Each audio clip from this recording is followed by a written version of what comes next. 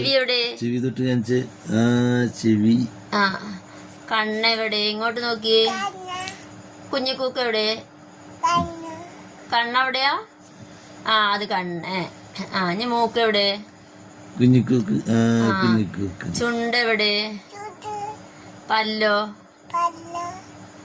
ഇനി തലമുടി എവിടെ? തലയും തലമുടിയാണോ അത്? ഇനി കൈ എവിടെ? ഇനി കാലെവിടെ? കാലിതാണോ?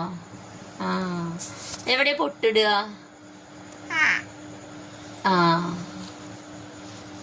പുരുക എവിടെ? പുരുകം.